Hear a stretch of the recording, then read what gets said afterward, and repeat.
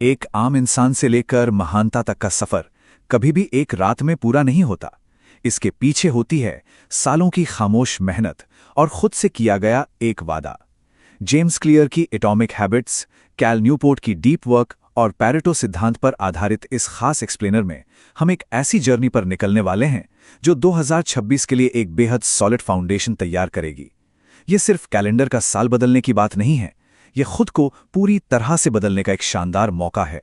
तो चलिए इस सफर की शुरुआत करते हैं।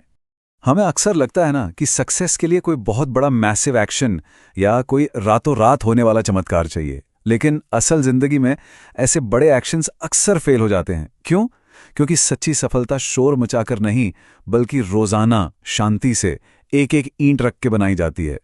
दुनिया के सबसे सक्सेसफुल लोग 2026 के लिए कोई जादुई छड़ी नहीं ढूंढ रहे हैं, वो बस अपने डेली रूटीन को परफेक्ट कर रहे हैं। जेम्स क्लेयर का एक थॉट है जो हमारे इस पूरे एनालिसिस की जान है।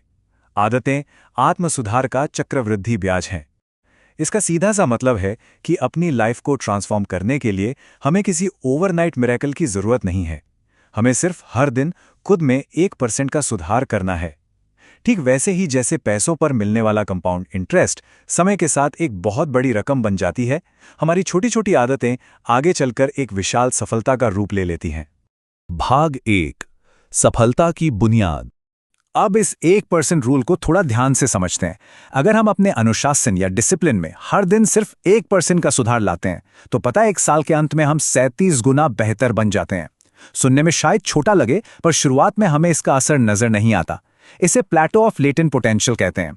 हम मेहनत करते हैं पर रिजल्ट तुरंत नहीं मिलता, लेकिन फिर एक दिन वो 1% का सुधार इस पठार को पार कर जाता है और अचानक से मैजिक होने लगता है। यही निरंतरता की, कंसिस्टेंसी की असली ताकत है।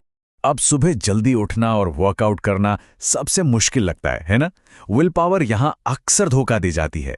इसका बेहतरीन सोल्यूशन है हैबिट स्टैकिंग, यानी अपनी पहले से बनी हुई पुरानी आदतों के ऊपर नई आदत को जोड़ना।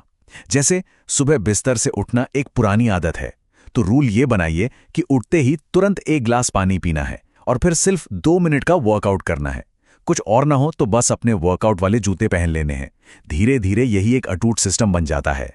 एक बहुत ही दिलचस्प ऑब्जर्वेशन है, जीतने वालों और हारने वालों दोनों के गोल्स बिल्कुल एक जैसे होते हैं। हर कोई टॉप पर आना चाहता है, लेकिन सफल लोग सिर्फ गोल्स पर नहीं, सिस्टम्स पर फोकस करते हैं। गोल तो बस एक मोमेंट का रिजल्ट है, एक डेस्टिनेशन है, लेकिन सिस्टम वो डेली प्रोसेस है जो उस डेस्टिनेशन तक ले जाती है। 2026 में हमें सिर्फ गोल सेट नहीं करने, बल्कि मजबूत सिस्टम बनाने हैं। भाग 2, समय और फोकस का जादू। कैल न्यूपोर्ट की रिसर्च बताती है कि डीप वर्क और शैलो वर्क के बीच एक बहुत गहरा अंतर है।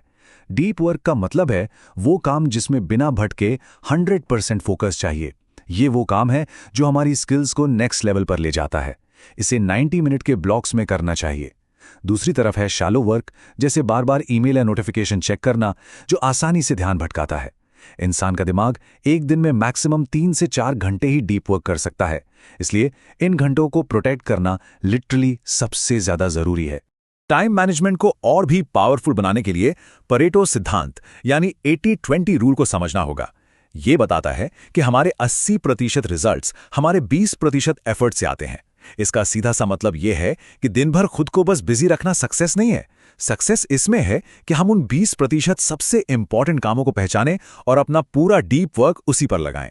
रियल प्रोग्रेस वहीं से आती है। भाग 3, डिस्ट्रैक्शन से आजादी। ग्लोरिया मार्क की रिसर्च का ये नंबर सच में झकझोर देने वाला है।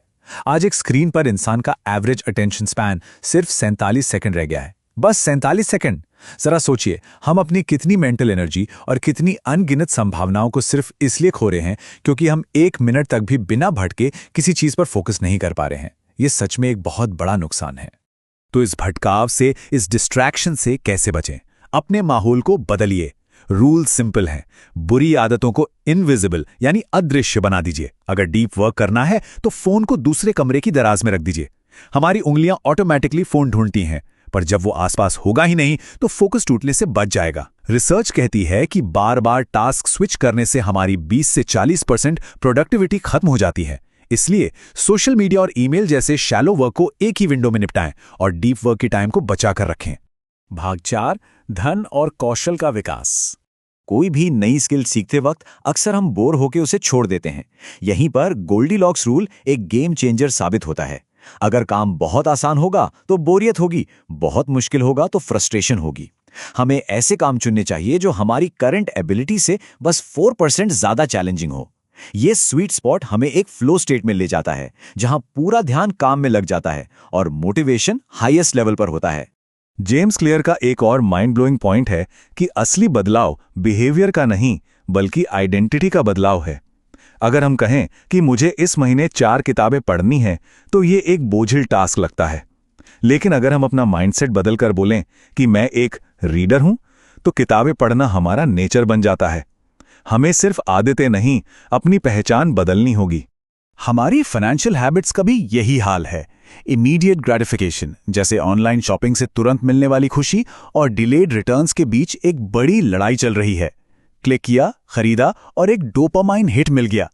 लेकिन जो लोग अपनी कमाई से कम खर्च करते हैं और सेविंग की आदत डालते हैं, वो असल में अपनी फ्यूचर की आज़ादी और परचेजिंग पावर को खरीद रहे होते हैं। बचत करना कोई सैक्रिफाइस नहीं है, ये फ्यूचर की आज़ादी है। भाग 5, एक विजेता का माइंडसेट। और इन सब के सेंटर में है हमारा इंटरनल डायलॉग।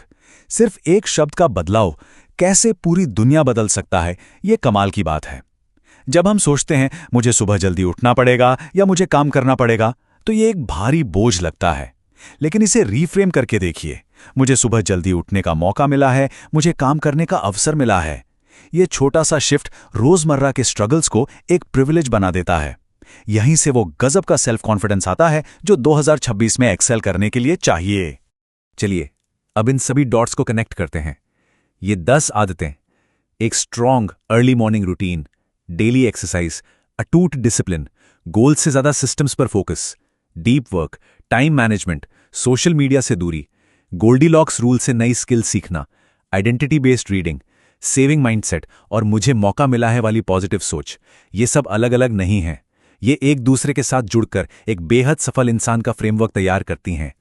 अब आखिर में एक बहुत गहरा सवाल सामने आता है। समय अपनी रफ्तार से भाग रहा है। क्या 2026 भी अनफुलफिल्ड पोटेंशियल यानी अधूरी क्षमताओं का एक और साल बन के रह जाएगा? या फिर क्या ये वो साल होगा जब हम फाइनली अपनी पहचान बदलने के लिए अनुशासन के उस मीठे दर्द को अपनाएंगे? 1% का वो पहला कदम आज अभी उठाना है। चॉइस पूरी तरह से हमारी है। इस एक्सप्लेनर के साथ जुड़े रहने के लिए बहुत बहुत शुक्रिया। उम्मीद है ये सफर एक नई शुरुआत की प्रेरणा बनेगा।